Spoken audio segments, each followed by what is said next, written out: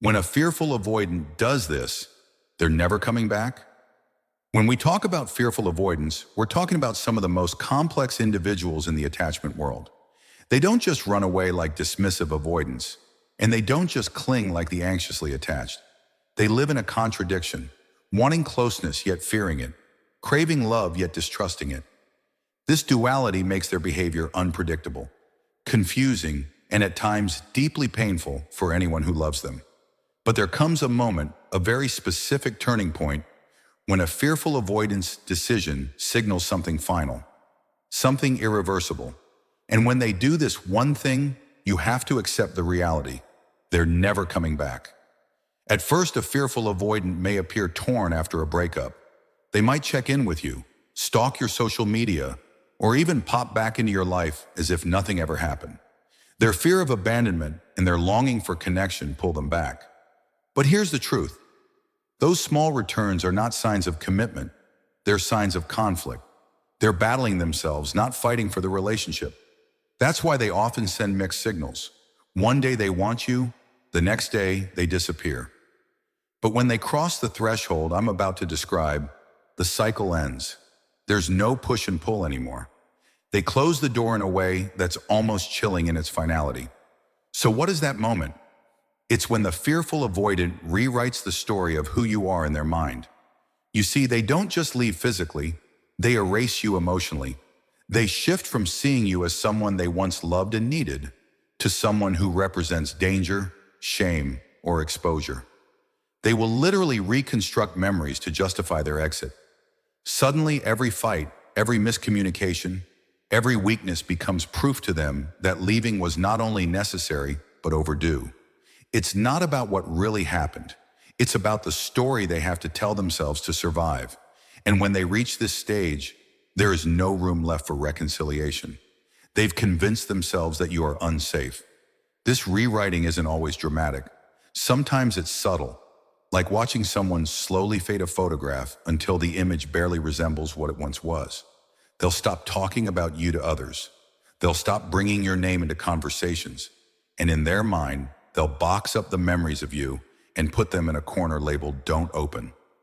That mental storage is their way of achieving peace. Because for a fearful avoidant, the only way to stop fearing love is to kill the reminder of it. It's not fair, it's not honest, but it is how they cope.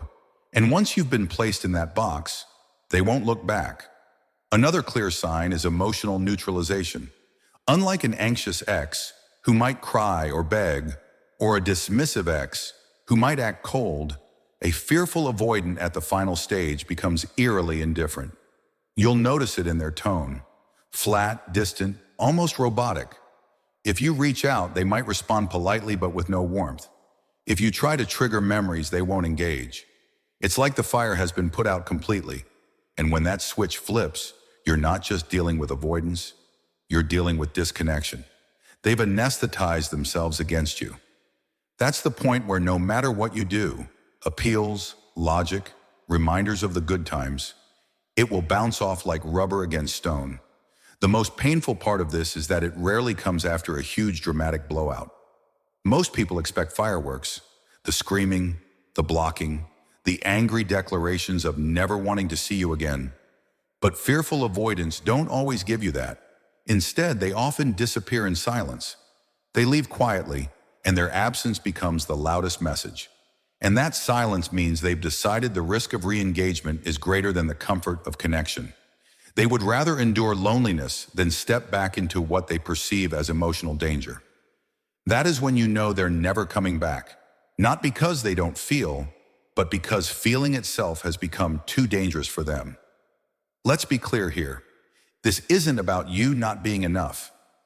Many people make the mistake of personalizing the avoidance disappearance. They assume if they had been more patient, more attractive, more forgiving, things would be different. But the fearful avoidance exit is rarely about your worth. It's about their threshold for emotional vulnerability. Once they believe that closeness equals pain, the survival instinct kicks in. They armor up, cut ties, and retreat into solitude. In their mind, they are saving themselves, even if it looks like betrayal to you. There's also a darker side to this final departure. Some fearful avoidants will project their own unresolved wounds onto you. They may start painting you as the toxic one, the one who hurt them, the one they had to escape.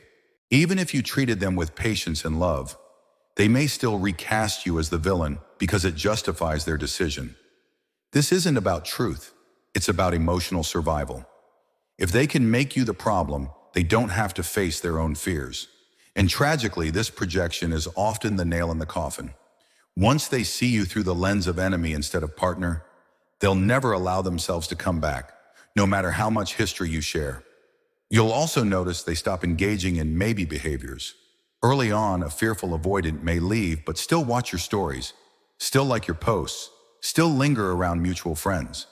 That's the breadcrumb phase. The door is cracked open, even if just slightly. But when they're done, all of that stops. They don't stalk, they don't watch, they don't check. It's not because they don't think of you, it's because thinking of you hurts. And the only way they can stop the pain is by refusing to feed it. That lack of curiosity is a hallmark sign that they're gone for good. So here's the brutal truth. When a fearful avoidant shuts the door, it's not just a breakup, it's a self-protective exile. They may move on to someone else, they may retreat into isolation, or they may pour themselves into work or hobbies. But what they won't do is circle back to you. And that's why it's so important not to chase when you sense that final wall has gone up. Chasing at this point doesn't melt their defenses. It reinforces them. It confirms their belief that you're unsafe, that you'll overwhelm them, that leaving was the right choice. The more you try, the further they'll retreat. The paradox of the fearful avoidant is this. They leave not because they don't care, but because they cared in ways that terrified them. And when that terror outweighs the attraction, the bond is severed. So if you've been left wondering, will they ever come back? Ask yourself, are they still conflicted, or have they rewritten the story? Are they still hovering, or have they gone silent? Are they still showing signs of emotional heat, even if negative, or have they gone cold? If it's the latter, you have your answer. They're never coming back. But here's where the perspective shifts. Their final exit, as painful as it is, can actually be your liberation. Because loving someone who fears love is like drinking from a leaking cup. No matter how much you pour in, it will never stay full. When they leave for good, you are finally free from the endless cycle of chasing, soothing, and second-guessing. You're no longer living at the mercy of their triggers. You can reclaim your peace, rebuild your identity, and choose relationships where love doesn't feel like walking through a minefield. So if you recognize the signs, the rewriting of history, the emotional flatness, the silence, the disappearance of breadcrumbs, don't see it as rejection. See it as redirection. Because when a fearful avoidant does this, yes, they're never coming back. But that means you finally get to move forward. You finally get to invest your energy into people who don't run from intimacy but welcome it. People who don't make you pay for their past wounds but build a future with you from a place of trust. Their goodbye is painful, but it's also permission for you to stop waiting at a closed door and start walking toward an open one.